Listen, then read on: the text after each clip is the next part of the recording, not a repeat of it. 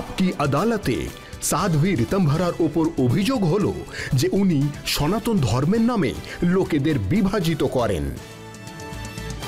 ঋতম্ভরাজি, এই অভিযোগটা আমি করিনি, রাহুল গান্ধী করেছেন। উনি বলেছেন যে সনাতনের নামে জাতি ভেদ করে লোকেদের বিভাজন করা হচ্ছে, বিদ্বেষ প্রচার করা হচ্ছে, এই জন্য ওনাকে ভালোবাসার দোকান খুলতে হয়েছে। সনাতনের অর্থ কি হয় রজতজি? মনুষ্যতাকে যে জিতেছে, মানবীয় ভাবকে যে জিতেছে, পশু পাখি জনজনকে যে এই সবকে রক্ষা করেছে, সেই সমাজ যে ধৈর্যর সাথে সংযম রাখে আর রাম হয়ে আসে, যে সবরীর এঁঠোকুল খেয়ে নেয়, আর যদি সামনে কোনো পরিত্যক্তা নারী দেখে তখন ওর কুটিরে গিয়ে ওর শিলাবত হয়ে গেছে মনের অন্তরে জীবনের আশা ফু দেওয়ার জন্য। এই সনাতন চরাচরে। আর আপনি কি জানেন রজতজি? জানবেন হয়তো আপনি, সনাতনের এক সাধকের নাম হলো নামদেব। তো উনি রুটি বানিয়ে রাখতে যাচ্ছিলেন, তো একটা কুকুর রুটি উঠিয়ে নিয়ে চলে গেল। উনি ওকে মারার জন্য লাঠি উঠিয়ে দৌড়লেন না, নামদেব বানালেন রুটি আর কুকুর সেটা উঠিয়ে নিল, পেছন পেছন ঘিয়ের বাটি নিয়ে গেল। প্রভু শুকনো তো খেও না, একটু ঘিও নিয়ে যাও। কেমন চেহারা বানালে তুমি রাজহংসের, আমাকে ওড়না পরালেন মনুষ্যত্বের। আর রজতজি, আমরা সনাতনী হই, যদি পাথরে তো সিঁদুর চড়িয়ে দিই না আমরা, তো হ্যাঁ, সেই পাথরটাতে হনুমন্ত লাল সাক্ষাৎ প্রকট হয়ে যান। আমরা পাষাণীতে প্রাণ প্রতিষ্ঠা করে থাকা লোকেরা, সেই জন্যেই আমার উপর এই অভিযোগ করাটা খুব নিচু রাজনীতির এক বিদ্রূপ চেহারা তো হতেই পারে, তবে এটা সত্যি নয়। কারণ সত্যিটা আপনি জানেন, আমরা কখনো ভেদাভেদ করি? যখন সারা বিশ্বতে ইহুদি সমাজকে অপমান করা হয়েছিল, তখন ভারতের মাটির এই সনাতনেরা গ্রহণ করে নেয়। যদি কেউ অপর হয়, যদি কেউ শত্রু হয়, আমরা কবে কার মধ্যে শত্রুতা দেখি? শত্রুদেরও আমরা আঁচলে ছায়া দেওয়ার মতো সামর্থ্য এই সনাতনীদের হয়ে থাকে। তাই এই জঘন্য আরোপ লাগানো, এই জঘন্য রাজনীতি তো হয়ে থাকতে পারে, সত্য হতে পারে না রজতজি। কিন্তু আজকাল তো অনেকেই বলছেন তামিলনাড়ুর মুখ্যমন্ত্রী স্টালিন, ওনার ছেলে উদয়নিধি স্টালিন, ওনার কথা আপনি শুনে থাকবেন। উনি বলেছেন যে যেভাবে মশা, ডেঙ্গু, করোনাকে খতম করতে হবে, ঠিক একইভাবে সনাতনকেও খতম করতে হবে। আরে রজতজি, যে সনাতনী মিটল না রাবণের তলোয়ারে, যে সনাতনী মিটল না কংসের হুঙ্কারে, সেই সনাতন কি করে মিটবে এই নেতাদের ব্যর্থ বার্তালাপে?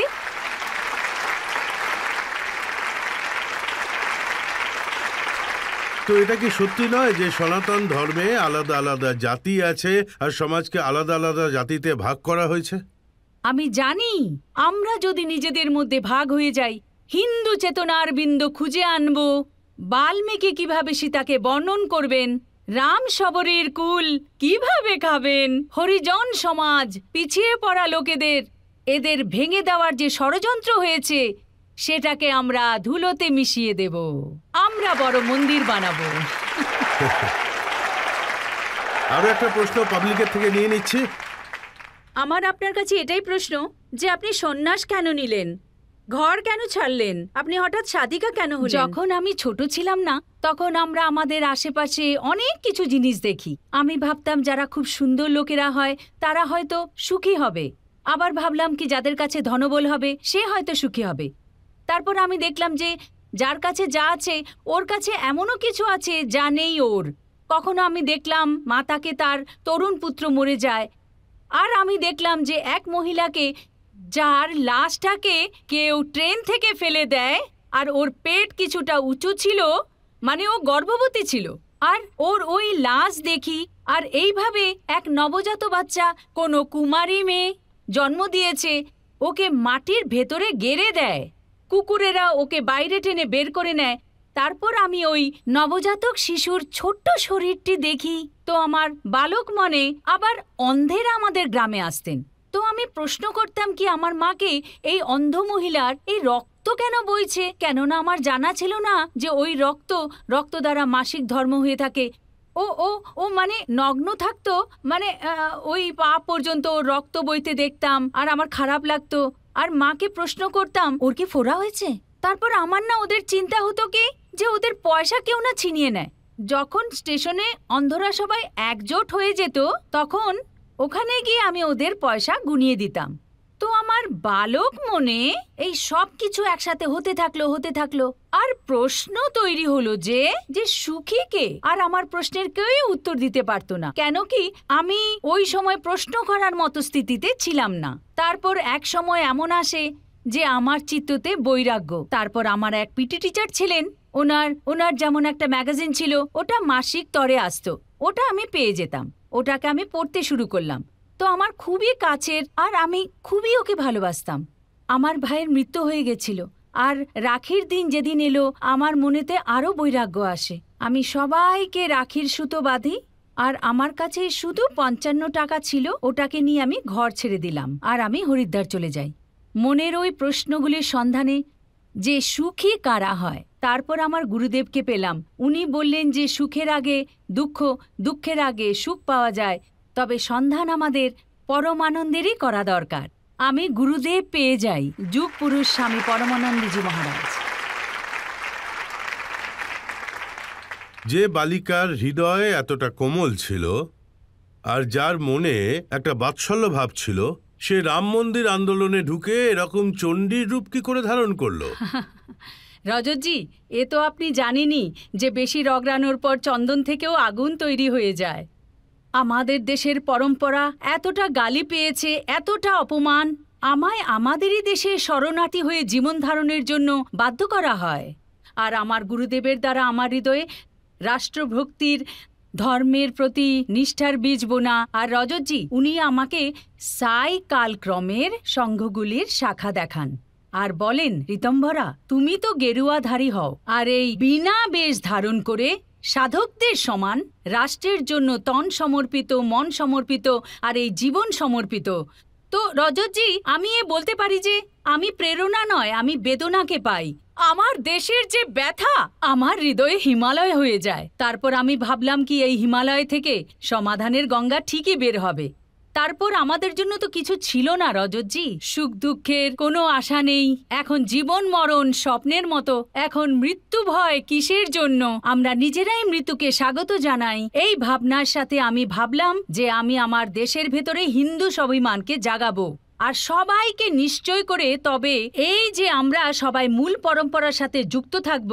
তো আমি এই বেদনা পেয়ে তারপর আমি এই কার্যতে লেগে যাই। আর আপনি তো জানেন, আপনাদের জন্য মা সৌরদ্যবতী প্রেমবতী হয়ে থাকে আর দুষ্টদের জন্য চণ্ডীরূপ ধারণ করেন। সেই সব দিনে আমার মনে আছে, আমি সাংবাদিক ছিলাম, তখন আপনার ভাষণ শুনতাম। এক দিনে আপনি ২০-২২টা জায়গায় ভাষণ দিতেন। হ্যাঁ রজতবাবু, কারণ আমি যথাসম্ভব বেশি মানুষকে জাগানোর ছিল। আর আমি যখন অযোধ্যায় যাই রজতবাবু, আমি বেশভূষা বদলে ফেলেছিলাম। এখন আমি তো নিয়ে আসিনি, না হলে আপনাদের সব জনগণকে দেখাতাম বেশভূষা বদলে আমি কেমন করে গিয়েছিলাম অযোধ্যায়। আসলে আমি ভেবেছিলাম যে অযোধ্যায় আমাকে তো এমনি করে কেউ যেতে দেবে না। সবাই ট্রেনেতে বসেছিল রজতবাবু, আমার গুরুদেব, সাধু ভাইরা। আমি প্রিন্টের জামা পরেছিলাম। সবাই বলা বলি করছিল যে কোনো মন্দির ফন্দির হবে না, সব রাজনীতি। তাই আমি যাতে ধরা না পড়ি, পুলিশ যেন আমাকে সন্দেহ না করে, তাই আমি মন্দিরের বিরোধিতা করছিলাম। আমিও বলা শুরু করি সব রাজনীতি, কখনো মন্দির তৈরি হবে না। ঠিক সেই সময় রজতবাবু একজন মানুষ পেছন থেকে উঠে দাঁড়ান আমার সামনে, ট্রেনের কথাই আমি বলছি। তারপর উনি জিজ্ঞাসা করেন, তুমি হিন্দু ঘরের মেয়ে? আমি বলি, কোনো সন্দেহ আছে? উনি বলেন, না না, তোমার মাথায় গোবর ভরা আছে, তুমি জন্মভূমির বিরোধিতা করছো। উনি বলেন, যদি তুমি তোমার মাথা ঠিক করতে চাও না, তাহলে সাধ্বী ঋতম্ভরার ভাষণ শোনো, তোমার মাথার সব দরজা জানলা খুলে যাবে। আর আপনি নিশ্চয়ই বুঝতে পারছেন তখন আমার মনের অবস্থাটা কি। কিন্তু তারপর কি ঘটলো, আমি স্টেশন থেকে তো সুরক্ষিতভাবে বেরিয়ে যাই, পুলিশরা আমাকে চিনতে পারেনি। কিছুটা এগিয়ে যাওয়ার পর আমার মনে হলো আমি নিজের বেশভূষা পরিধান করি।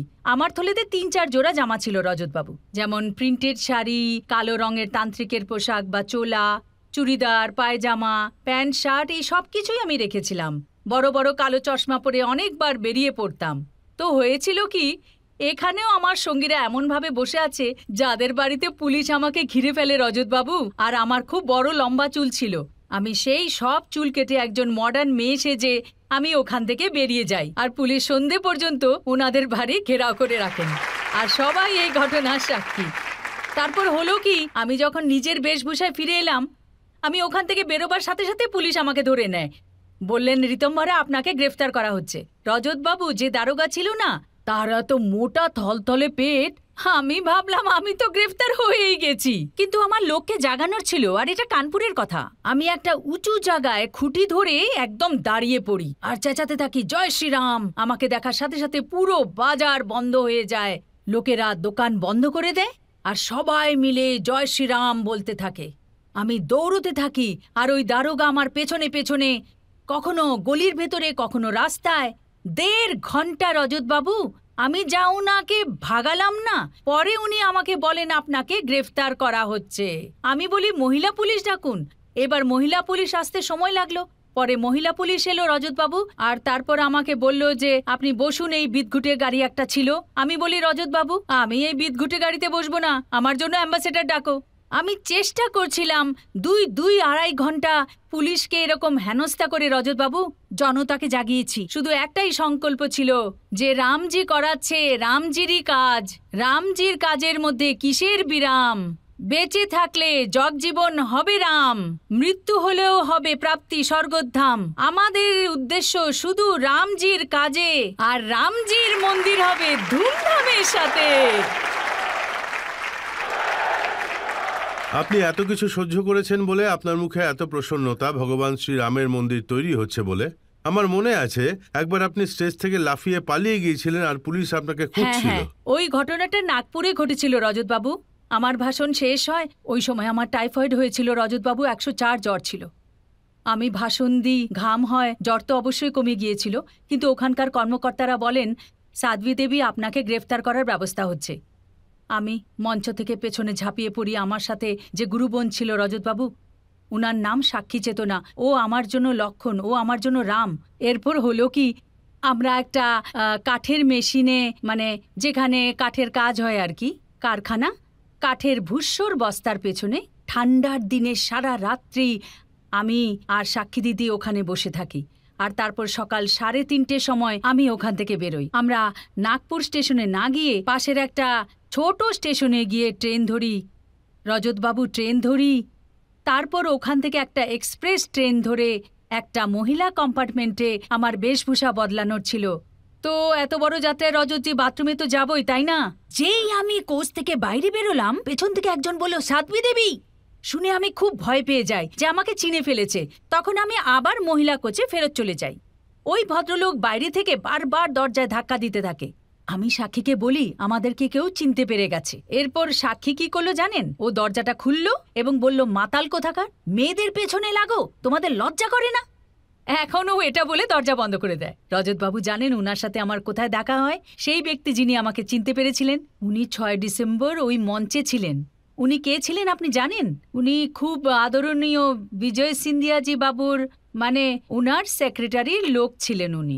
উনি বলেন যে সাধ্বী দেবী, যেদিন আমি আপনাকে বেশভূষা বদল করতে দেখি, আমার মনে হয় আমি আপনাকে কিছু সাহায্য করি, কোনো উপকার করি। তখন আমি বললাম আপনি এত জোরে ডেকেছিলেন সাধ্বীজি। উনি বলেন হ্যাঁ আমার ভুল হয়ে গেছে, কিন্তু দিদি, মা সাধ্বী দেবী, আপনার সঙ্গে বসে থাকার যে গুরুবোন, মানে ওই গুরুবোন তো উনি তো প্রচণ্ড সাংঘাতিক, আমাকে মাতাল প্রমাণ করে দেন। আমি বলি ওই নাটকটা করার দরকার ছিল ভাই, কারণ ওই সময়টা খুবই খারাপ ছিল। আর আপনি দেখুন রজতবাবু, আমার জীবনে এমন এমন ঘটনা ঘটেছে যে আমার কষ্ট আছে, আমার যন্ত্রণা আছে, কিন্তু আমি সবসময় অগ্নিরেখাকেও ফুল ভেবেছি রজতবাবু। আমার গুরুদেব আমাকে এই শিক্ষাই দিয়েছেন যে সংসারে যখন দেশের হোলি জ্বলবে তখন আমাদের প্রহ্লাদ হতেই হবে। রজতবাবু, আপনি দেখুন আমি বিদেশের মাটিতে দাঁড়িয়ে আছি, আর আমার নামে এত নালিশ আছে যেমন করে একজন চোরকে খোঁজা হয়। আমি 10-12 ঘন্টা এয়ারপোর্টে বসে এরকম অপমান সহ্য করি, কিন্তু আমার গুরুদেব বলেছিলেন সংসারে যখন হোলি জ্বলবে আমাদের তখন প্রহ্লাদ হতেই হবে। জানো কি মিথ্যে কতদিন চলবে? সত্যের আধারে যতদিন থাকবে, সত্যের উপর এখন আঘাত করতে চলেছ। ভাবো একবার এর কি ভালো হবে। অন্যায়ের সীমা এখন পুরো হয়ে গেছে, এখন ওকে অভিমান হারাতেই হবে। রাত দিন শুধু লড়তেই থাকবে, সজ্জনের পেছনে দুষ্টু লোক থাকবে, কেউ রাতকে ভালো বা কেউ দিনকে ভালো বলবে। দেখে তো নাও কেউ কার সাথে কি বার্তালাপ করবে। তুমি তো জানো পরমানন্দ তোমার রূপ, তখন শুলকেও ফুল হতেই হবে। সংসারে যখন দেশের হোলি জ্বলবে। এই জন্য রজতবাবু, আমি সব বিষের জ্বালা সহ্য করে গেছি, কারণ আমার গুরুদেবের জ্ঞান এবং আশীর্বাদ সর্বদা আমার সাথে আছে। আপনার নিশ্চয়ই মনে আছে, বেলগাঁয়ে আমার গাড়িকে ঘেরাও করা হয়েছিল।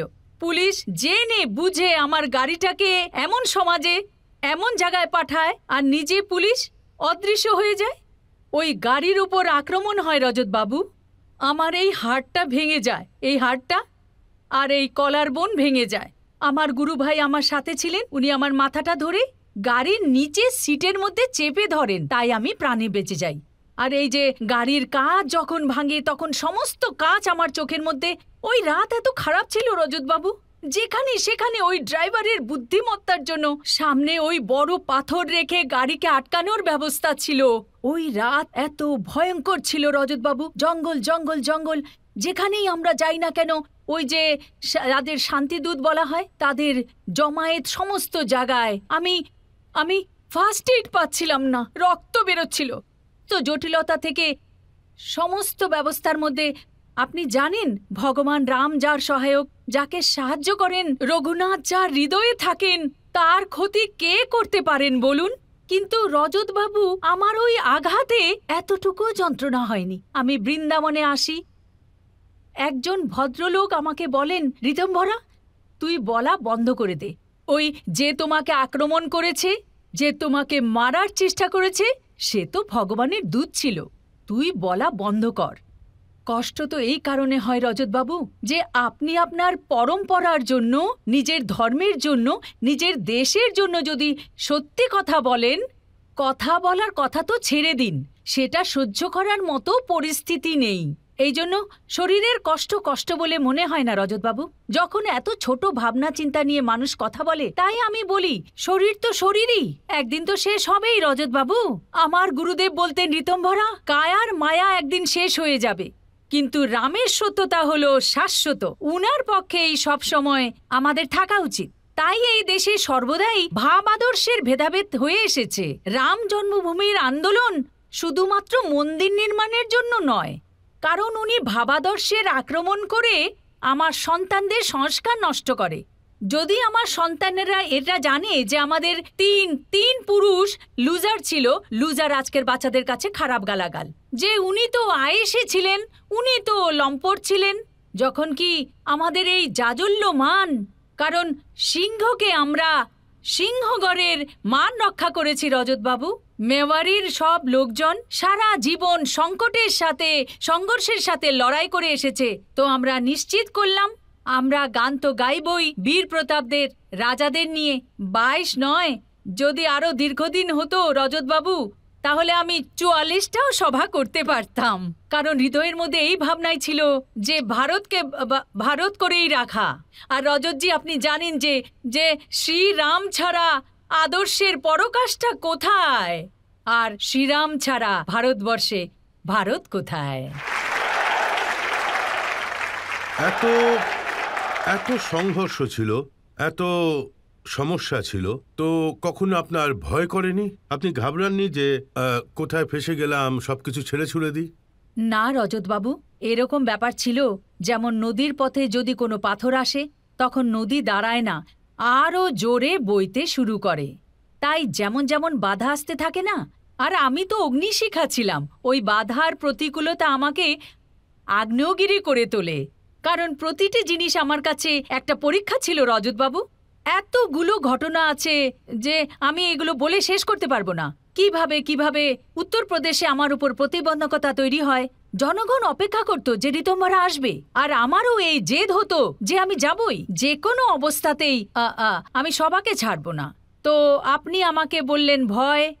আমি একটা কথা বলে থাকি, কারণ এটা তো বলো যে কে এমন আছে যার নিজের প্রাণের প্রতি প্রেম নেই, কিন্তু জগতে সবাইকে জোড়ো, মিত্রের কখনো সংহার হয় না, মৃত্যু শুধু হলো কাপড় বদলানো, ক্ষণিকের কিছু বিশ্রাম। বন্ধুরা, জীবন হচ্ছে একটা বড় পর্ব, সাধারণ কোনো পর্ব নয়। বেঁচে থাকা হলো একটা বড় কলা, কিন্তু এটা একটা অটল সত্য যে মৃত্যু থেকে ভয় পাওয়া লোকেদের বেঁচে থাকার কোনো অধিকার নেই। দেখুন, আজ এখানে আপনি এত কথা বললেন, আর এমন অনেক কথা আছে যেগুলো প্রথমবার জনগণের সামনে এলো। তাহলে আরেকটা কথা বলুন যে আজকাল আপনার একটা ভিডিও খুব ভাইরাল হচ্ছে, যেখানে আপনি বলছেন যে ধাঁচা তো টুটেগা। তাহলে আপনি কি জানতেন এর পরিকল্পনা কি আগেই হয়েছিল? রজতবাবু, পরিকল্পনা তো ছিল না, নিয়তির দ্বারা নিশ্চিত করা একটা যোজনা ছিল। ওটা ক্রেতা যুগের একটা প্রতীক ছিল রজতবাবু। ব্যাপারটা অনেকটা এরকমই, যেন কোনো পিতার হত্যা হলো আর তারপর তার মৃতদেহকে রাস্তার মোড়ে নিয়ে এসে রোজ জুতো মারা হয়। এসব আমার স্বাভিমানকে ভীষণ চ্যালেঞ্জ করত। আর ওই ধ্বংসাবশেষের জন্য দেশের উত্তরপ্রদেশের সরকার আমার নিহত্যা কার্যসেবকদের রক্ত দিয়ে হাত ধুয়েছিলেন, সরস্বতীর জলকে রক্তে লাল করে দিয়েছিল। দুজন ভাই আর না জানে কত কর্মসেবক, ওই জীবন্ত উনাদেরকে আগুনে ফেলে দেওয়া হয়েছিল। সন্ন্যাসীরা নিজেদের বুকে গুলির বর্ষণ সহ্য করেছে ওই ধ্বংসস্তূপ, ওই রকম একটা ইমারতের জন্য, যার সাথে ভারতের না কোনো মান না কোনো সম্মান জড়িত ছিল, কিন্তু গুটি কয়েক লোককে সন্তুষ্ট করার জন্য। তাই এটা তো নিশ্চিত ছিল যে ঘটবেই। শ্রীরাম করাচ্ছেন শ্রীরামের কার্য। আমার ভরসা ছিল যে উনি উনার জায়গাকে উনি এই কলঙ্কের হাত থেকে মুক্ত করবেন। আর আপনি তো জানেনই রজতবাবু, যে কাঁটা এতদিন বুকের মধ্যে বিঁধেছিল সেটা খুব কষ্টদায়ক ছিল। পরম্পরা খুব লজ্জিত ছিল, জীবনকে শাপিত মনে হতো। যে এত চোখের কাটা হয়ে আছে সে কি করে টিকে থাকতে পারে বলুন? মিথ্যের দরজা কখনো টিকে থাকতে পারে না। এখন সত্যেরই জিত আবার হবে দেখো। আর এখন ভব্য মন্দির তৈরি হচ্ছে 22 জানুয়ারিতে, কারণ রাম আসছে। তালি বাজাও।